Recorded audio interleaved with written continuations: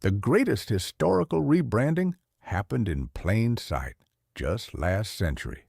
Persia became Iran. The reasons? They're etched in the very fabric of global power. In the year 1935, the government of Persia sent a memo to the world. The request was simple yet profound. Stop calling us Persia. From now on, our name is Iran. But why? Why would a nation abandon a name synonymous with legendary empires, with untold riches, with a history stretching back to the dawn of civilization? Was this merely a cosmetic update, or was it a seismic shift in how a nation saw itself and how it demanded the world see it? The answer is not found in the politics of the 20th century alone. To understand it, we must journey back thousands of years. You see, to the people who lived there, the land was almost always Iran, a name derived from the ancient term Arianim Vaija, meaning homeland of the Aryans. It was their internal ancestral identity. So where did the name Persia even come from?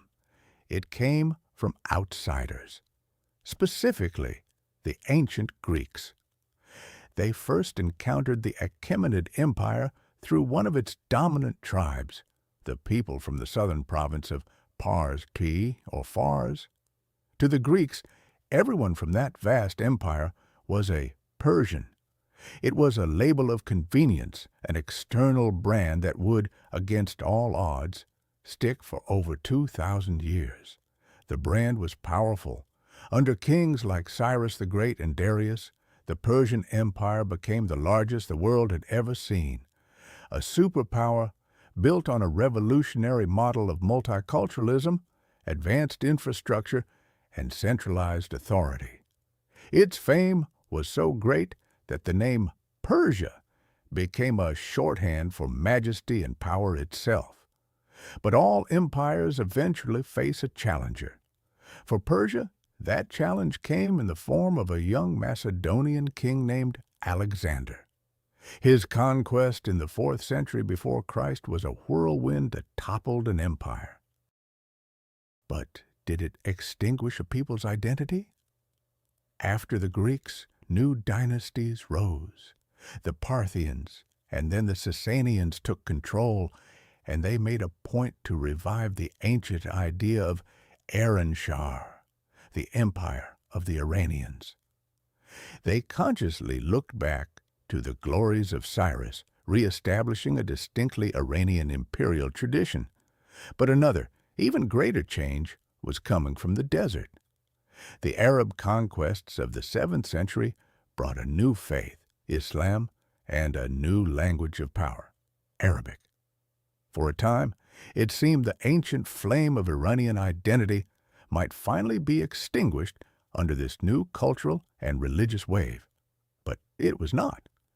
In a remarkable display of cultural resilience, the Persian language, Farsi, absorbed the Arabic script, but flowered into one of the world's great literary traditions. Epics like Ferdowsi's Shahnameh, the Book of Kings, retold the myths and histories of Iran's pre-Islamic past, preserving the national soul in verse. Centuries later, the Safavid dynasty would forge a new, powerful Iranian state by making Shia Islam its defining characteristic, setting it apart from its Sunni neighbors. They ruled a Persian empire of art, architecture, and trade, yet the world still knew them only as Persia. And the question lingers, why did they not correct the record? The answer lies in the coming storm. The 19th and early 20th centuries saw the nation, then ruled by the weak Qajar dynasty, become a pawn in the great game between the Russian and British empires.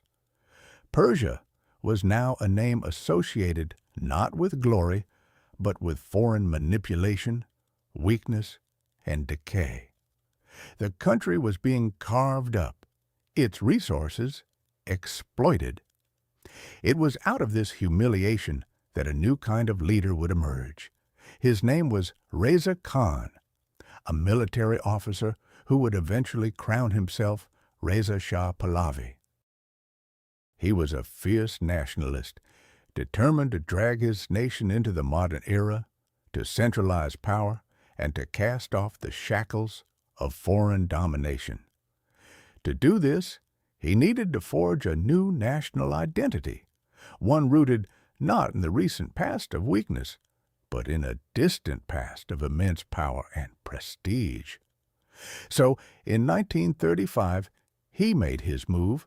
The request to be called Iran was a declaration of independence on a global scale. It was a message to the British, the Russians, and the entire world. This was no longer the fractured Persia you could manipulate. This was Iran, the unified ancient homeland of the Aryan people, reborn and ready to claim its destiny. The name change was not a simple rebranding. It was an act of political defiance, an attempt to rewrite the story of a nation and, in doing so, change its future, a future that would prove to be every bit as turbulent and fascinating as its past. Who laid the groundwork for one of history's greatest civilizations? The answer is not what is in your textbooks. To find the true beginning, we must journey back in time to the second millennium before Christ. We travel not to gleaming marble cities, but to the vast wind-swept plains of Central Asia. Here, amidst the endless grasslands, a group of people known as the Indo-Iranians began a great migration. They were not a single empire, but a collection of tribes, two of which would carve their names into history, the Medes and the Persians. But what drove them south onto the great Iranian plateau? And what did they find when they arrived? These newcomers brought with them a unique culture and, most importantly, a unique language. It was an Indo-European tongue, a distant cousin to Greek, Latin, and even English.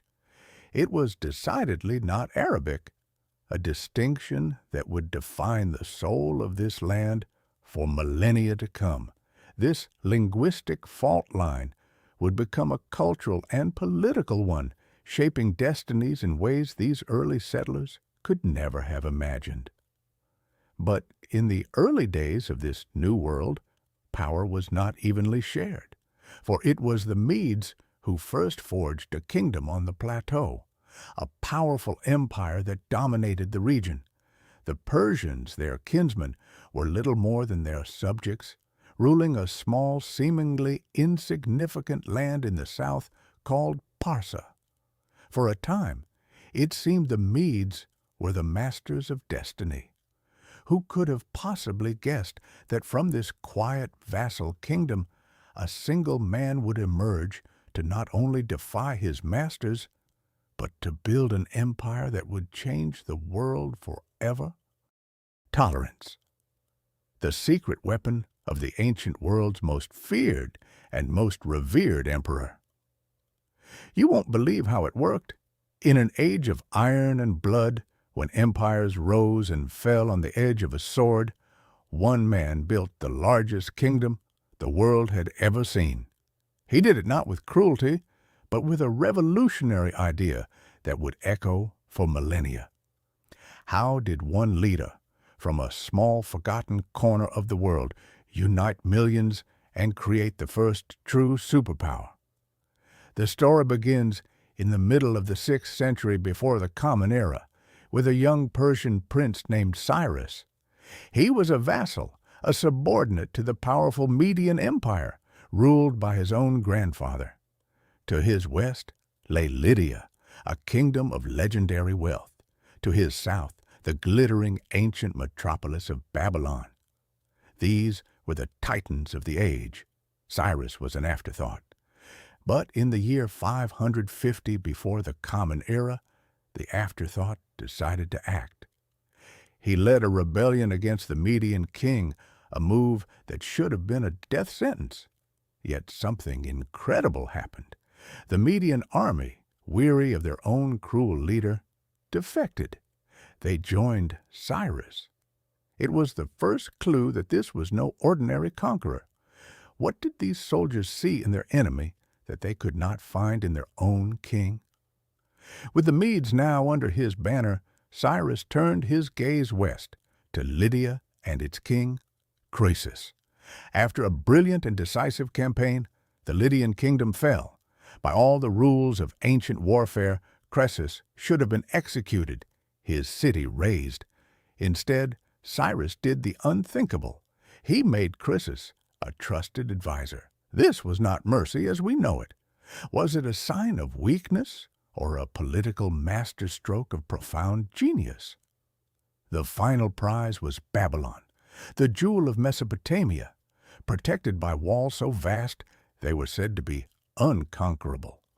In 539, before the Common Era, Cyrus stood before its gates. But he didn't lay siege. He played a different game. He presented himself not as a foreign invader, but as a liberator, chosen by Babylon's own neglected god, Marduk. The gates opened without a fight, and what Cyrus did next would be immortalized on a small clay cylinder. He declared that all peoples who had been forcibly deported to Babylon were free to return to their homelands. He allowed them to rebuild their temples, even offering funds from the royal treasury. This was his secret weapon, not fear, but freedom, not subjugation, but stability. He understood that an empire of dozens of cultures and languages could not be held by force alone. It had to be held by consent. By allowing local customs, religions, and laws to flourish under the umbrella of Persian peace, he created a loyalty that no army could ever command. But could an empire built on such a radical idea of tolerance by one visionary man truly last? Or was it too destined to crumble into dust like all the others? Every conqueror destroys. It is the grim logic of power, but what if a conqueror chose a different path? What if, instead of erasing a civilization, he fell in love with it? In the 4th century before Christ, the Achaemenid Persian Empire was the undisputed superpower of the world, a vast, wealthy, and ancient civilization stretching from the Indus River to the shores of Greece. It had stood for 200 years, but a storm was gathering in the west, a storm with a name, Alexander. He was the young king of Macedonia, a small kingdom on the edge of the Greek world. Fueled by his father's ambitions and a desire to avenge the Persian invasions of Greece from a century before, he crossed into Asia in the year 334 before Christ. His army was loyal, battle-hardened, but utterly dwarfed by the sheer scale of the Persian war machine. On paper, it was a suicide mission. But Alexander didn't fight on paper. He fought with genius, speed, and a terrifying, unwavering belief in his own destiny. At the Battle of Issus, and then again at Gaugamela, he faced the King of Kings himself, Darius III. Twice, Alexander's tactical brilliance shattered the massive Persian formations. Twice, Darius was forced to flee, his authority crumbling with each defeat.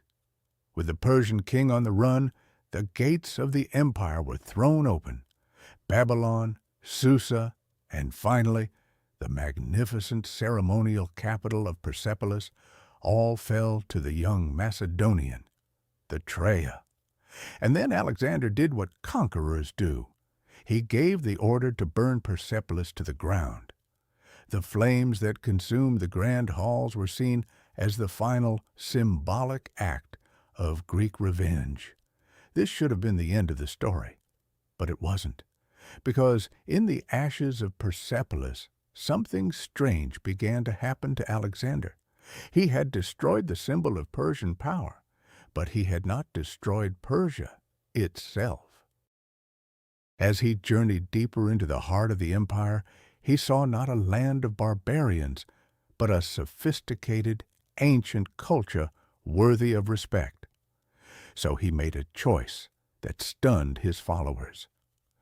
Alexander, the Greek conqueror, began to become Persian. He adopted the elegant Persian style of dress. He implemented the complex rituals of the Persian court, demanding the kind of reverence once reserved only for the King of Kings. His own Macedonian veterans, men who had bled for him, watched in confusion and then in growing anger. Who was this man becoming?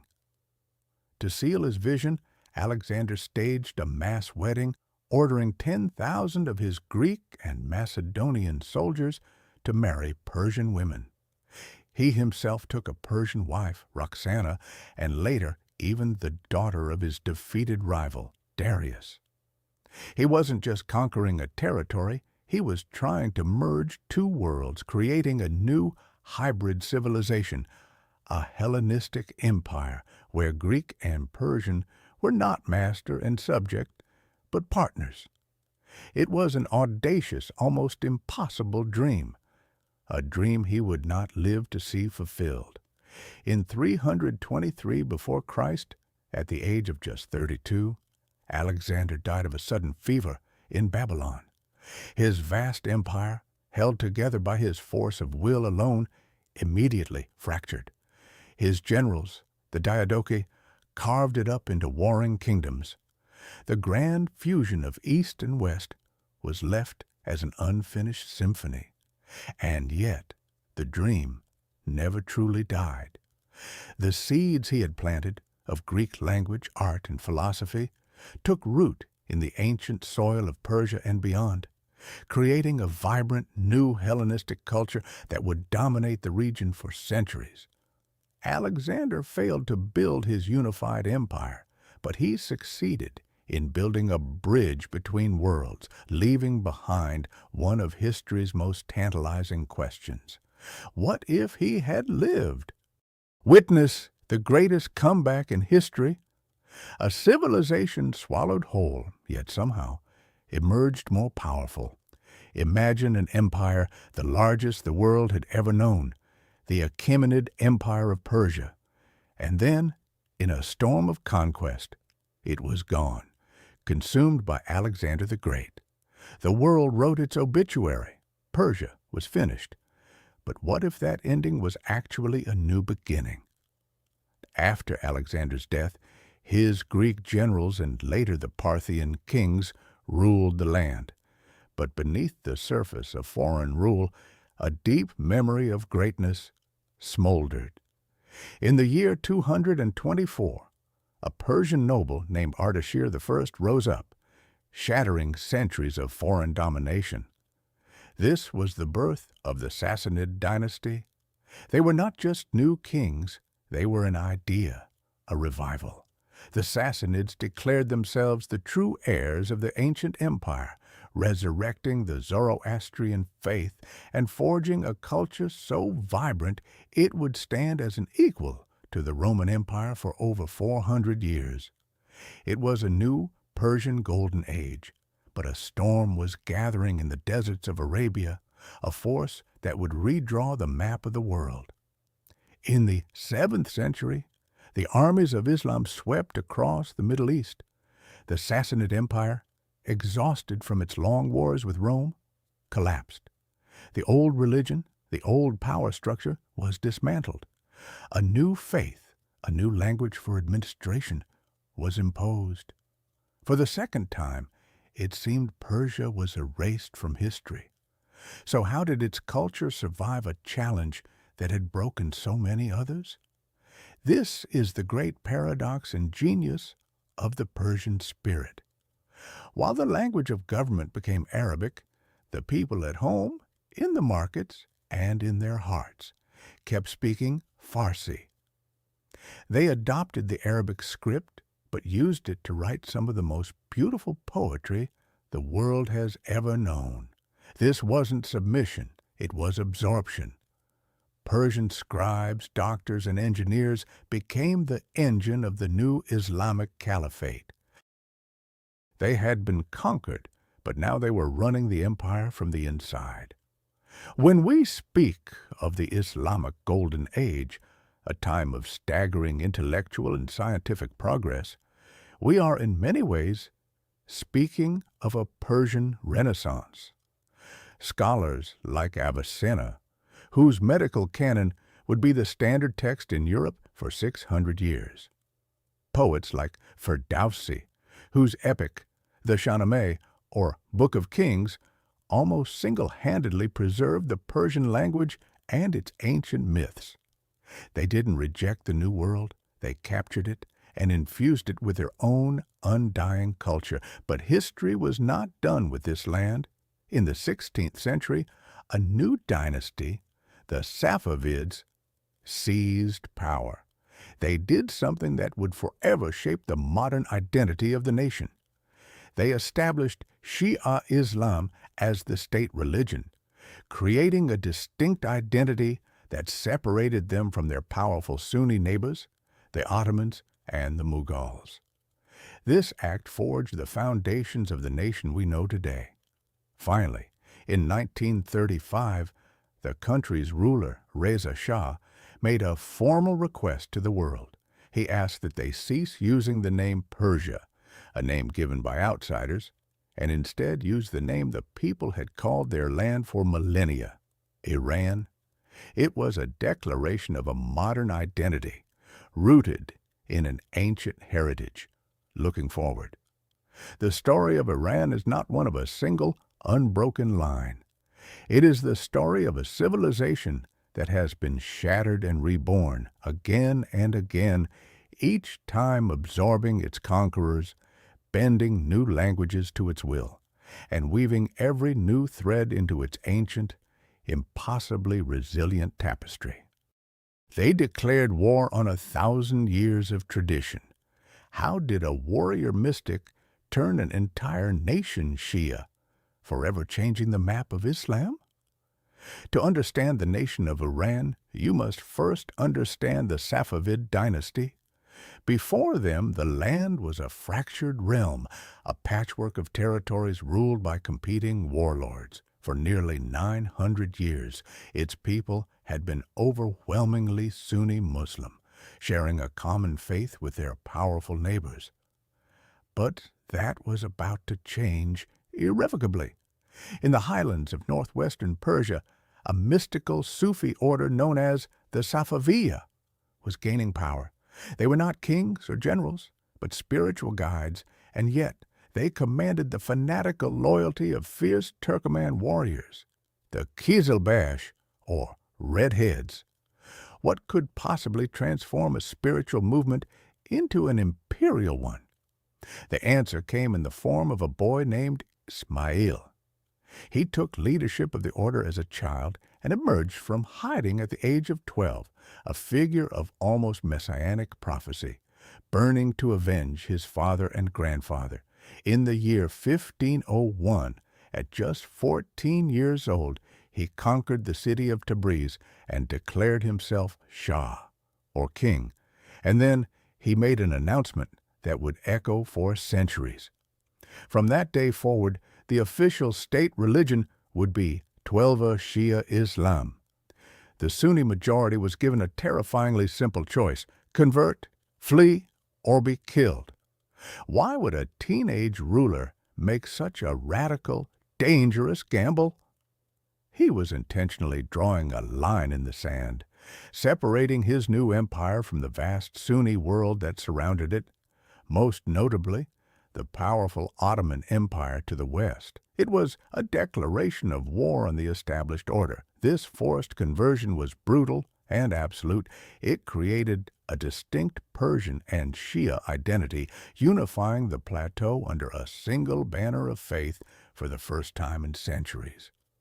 But it also opened a deep, bitter sectarian wound, setting the stage for hundreds of years of conflict. The Safavids created a brilliant civilization, but their most enduring legacy is this division, a religious and political fault line that defines the Middle East to this very day. They say history is written by the victors. But in 1935, a king rewrote his own history. He erased Persia, and from its ghost, he forged Iran. What forbidden knowledge drove this monumental decision? The year is 1935. The world is a chessboard of rising tensions, and in Tehran, a new king, Reza Shah Pahlavi, makes a move that will stun the world. He issues a formal request to all foreign nations. You will no longer call us Persia. From this day forward, we are to be known by the name we have always called ourselves, Iran. To the West, it was an act of madness. Persia was a name of legend, of silk and spices, of Cyrus the Great and the immortal poets. Why would any leader discard such a powerful romantic legacy? Was this simple ego, or was it a calculated gambit in a much larger game? For Reza Shah, the name Persia was a chain. It was an exonym, a label given by outsiders, the ancient Greeks, and it had become tainted. It was the name of a nation that had been humiliated, its sovereignty compromised by British and Russian imperial ambitions for over a century. To him, Persia was the name of a victim. But how could a simple change of name alter the destiny of a nation? The secret lies in the profound power of the word Iran. Iran, meaning land of the Aryans, was the ancient internal name for the land and its people, a name stretching back thousands of years into the nation's most sacred texts. It was a name of unity, of a shared heritage that transcended the single province of Pars from which Persia was derived. By reclaiming Iran, Reza Shah was not just changing a title. He was performing a kind of national alchemy. He was attempting to sever the ties to a colonial past and forge a new modern identity, projecting an image of sovereignty, ethnic pride, and unapologetic strength onto the world stage. It was a declaration that this was no longer a passive player to be manipulated, but a sovereign state, reborn from the ashes of its own history. Is it Iran's future we see, or Persia's magnificent ghost haunting the present? The answer will redefine everything. We stand at a crossroads of identity where two names tell the story of one land, Persia and Iran. One whispers of ancient poets and golden empires. The other speaks in the stark language of modern headlines. But what if I told you this division is a recent invention, a trick of history and perception? To find the truth, we must journey back over 2,500 years. The world first learned of this land from the Greeks, who saw the rising power of the Achaemenid Empire. They called the heartland Persis, and so the name Persia was born and spread across the West. For centuries, this was the only name the outside world knew. But what did the people themselves call their home? The answer lay hidden in plain sight, carved into rock and whispered in royal courts. They called it Iran Shah, the land of the Aryans. From this ancient term comes the name Iran. It was a declaration of identity, used internally for millennia, a secret kept from the wider world. So while Europe dreamed of the wonders of Persia, a land of mythic proportions, the people of that very land were living the reality of Iran. How could these two parallel worlds coexist for so long? Empires rose and fell. Alexander the Great's conquest, the rise of Islam, the Mongol invasions. Through it all, the West held on to the name Persia.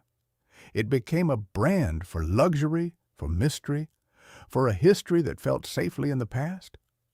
But a storm was gathering. The 20th century arrived, and with it, a desire to shed the skin of the old world, and one man would make a decision that would change how the world saw his nation forever. In the year 1935, the ruler, Reza Shah Pahlavi, sent a formal request to the international community. He asked that they cease using the name Persia and instead adopt the name the country had always used for itself, Iran. It was a shocking move. Why would a nation abandon a name synonymous with such a glorious history? Was he trying to erase the past? The reason was powerful. It was a declaration of sovereignty, a way to unify a diverse nation under one ancient banner, and to step onto the world stage on its own terms, free from the romanticized and often patronizing gaze of the West. But in doing so, a profound split was created in the global consciousness. Persia was relegated to museums and history books. It became the beautiful ghost, Persian carpets, Persian cats, the poetry of Rumi and Hafez, and Iran? Iran became the name of the present, the name tied to the oil industry, the revolution of 1979, and the complex geopolitics of the modern Middle East. It is a name that carries the weight of today's struggles. So which is it? Is a nation defined by its breathtaking past or its challenging present? This is not just a question of words. It is a struggle over memory, identity, and the very soul of a civilization. When we look at this land today, we are seeing this conflict play out in real time. We see the pull of a Persian heritage that inspires art and resistance, and the push of an Iranian reality that demands to be seen for what it is, not what it was. So, is it Iran's future we see, or Persia's magnificent ghost haunting the present? The truth is, you cannot separate them. The ghost of Persia is the foundation upon which the house of Iran is built, and to forget either one is to fail to understand at all